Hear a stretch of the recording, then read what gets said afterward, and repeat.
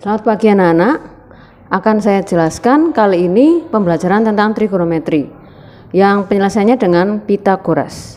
Mari kita bahas, ada 3 soal berikut. Soal pertama, diketahui alfa, beta, dan gamma adalah sudut-sudut suatu segitiga.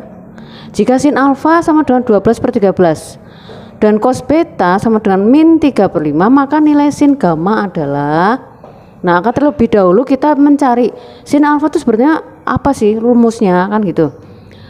Sin alfa adalah Y per R, ya. Ini di kelas 10 harusnya kalian sudah paham. Cos alfa sama dengan X per R. Jadi untuk mencari sin alfa, kamu harus mencari nilai Y-nya berapa, R-nya berapa. Demikian juga cos. Cos nilai yang berhubungan adalah X dan R. Nah, di sini yang diketahui untuk alfa adalah sin. Dalam artian sin alfa adalah Y per R, berarti nilai Y-nya adalah 12, sedangkan R-nya adalah 13. Seperti ini, ya. Penampakannya seperti ini. Lalu bagaimana kita mencari X supaya terdeteksi berapakah nilai cos alfa? Kita mencarinya dengan Pythagoras. Karena apa? Karena ada 3 sisi dan 2 sisinya adalah siku-siku. Oke? Rumus Pythagoras adalah sisi miring dikuadratkan adalah hasil penjumlahan dari X kuadrat ditambah Y kuadrat. X kuadrat sama dengan, nah untuk mencari X kuadrat maka sisi miring yang hasil penguadratan itu dikurangi dengan Y kuadrat, ya. Kemudian untuk mencari X-nya kita masukkan, kemudian kita akar dan kita peroleh X-nya nilainya 5. Cos alfa berarti X per R, X-nya 5 dan R-nya adalah 13, ya. Maka diperoleh cos alfa adalah 5/13. Kemudian, nah dari awal sudah diberitahukan sin alfa positif-positif. Artinya apa? Alfa ini ada di kuadran pertama, sudut lancip, ya. Kemudian pada soal diketahui bahwa cos beta sama dengan min 3/5. Artinya apa? Sudut ini berada di kuadran kedua.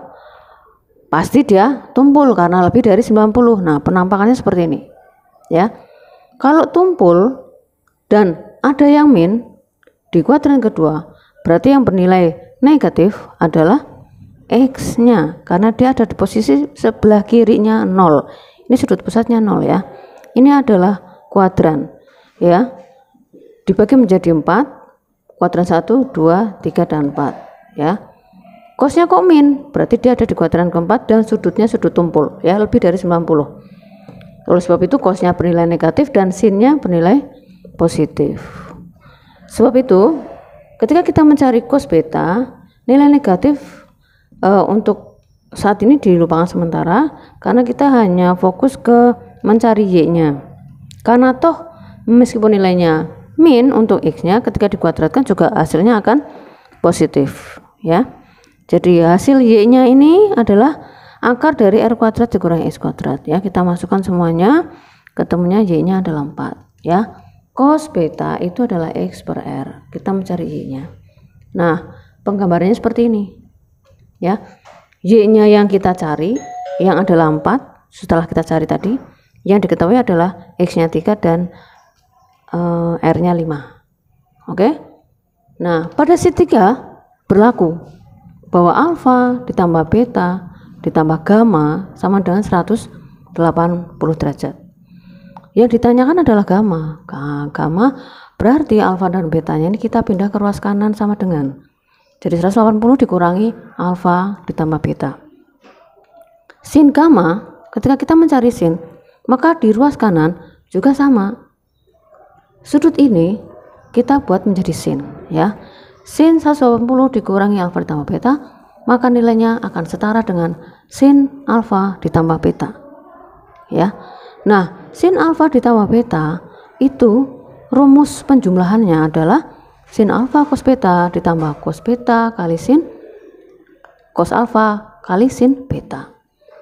Nah, sin alfanya berapa? 12/13, ya. Seperti tadi kita sudah mencari, di mana cos betanya adalah min 3/5 karena ada di kuadran kedua, ditambah dengan cos alfa 5/13 dan sin beta 4/5. masing-masing dikalikan kemudian dijumlah, maka akan menghasilkan min 16/65.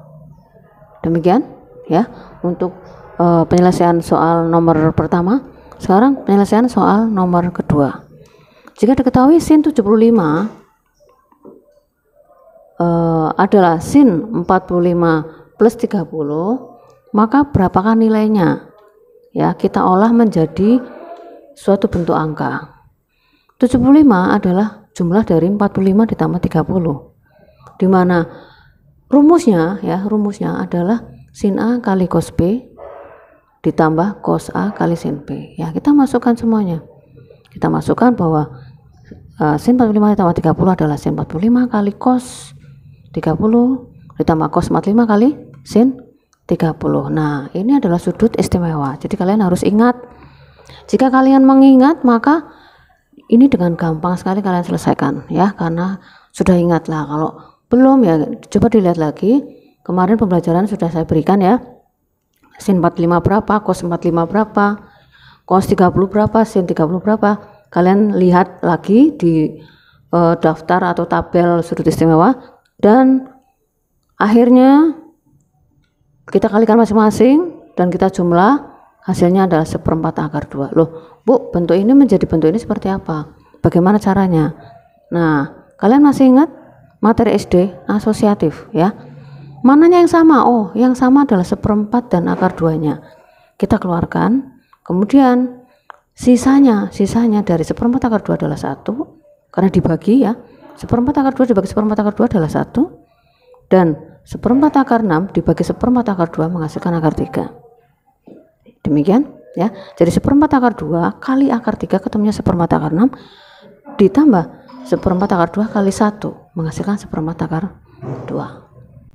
Nah, soal ketiga, diketahui tan X sama dengan min 24/10. Nah, tan ini berada di KW2, kuadran kedua, di mana kuadran kedua adalah cosnya itu negatif, sinnya itu positif ya.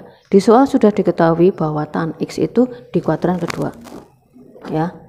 Kemudian cos Y adalah 3/5, berada di kuadran keempat. Nah, berada di kuadran keempat, otomatis sinnya adalah negatif, cosnya adalah positif ya. Penampakannya seperti ini ya. Kuadran 4, posisi Y-nya itu ada di bawah berarti min, sedangkan X-nya itu di sebelah kanan berarti positif.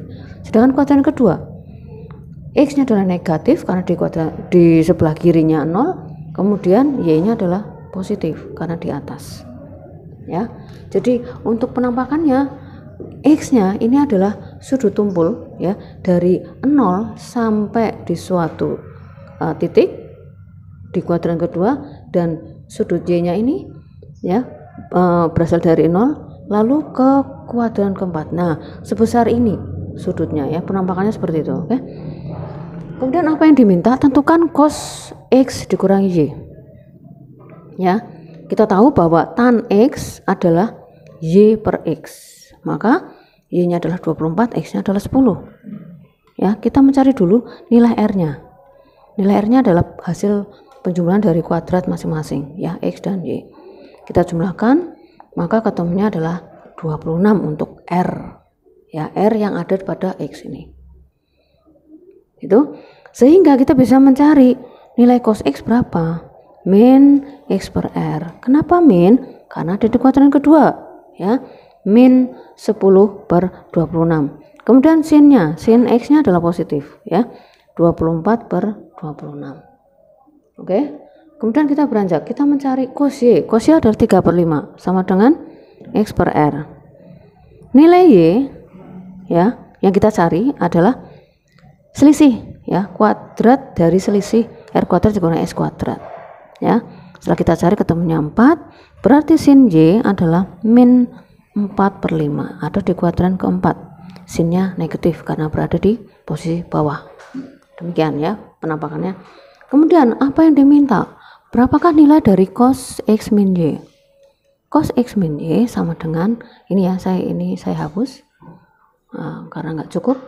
Nah, sama dengan cos X kali cos Y, dia min tapi ini tandanya positif ya, kebalikannya kalau cos ya, penjumlahan sudut, dua sudut, kalau sini min, sini plus untuk cos, plus sin X, sin Y ya, maka kita masukkan semuanya, lalu kita kalikan masing-masing, dan ketemunya adalah 63/65. Ini negatif ya, negatif, ini kurang negatif.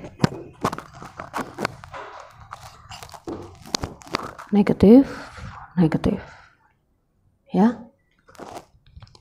Demikian, mudah-mudahan apa yang saya terangkan hari ini bisa menjadi wawasan buat kalian untuk menambah pengetahuan sehingga tidak menjadi kesulitan dalam mengerjakan tugas-tugas yang sudah saya berikan. Selamat belajar, Tuhan memberkati.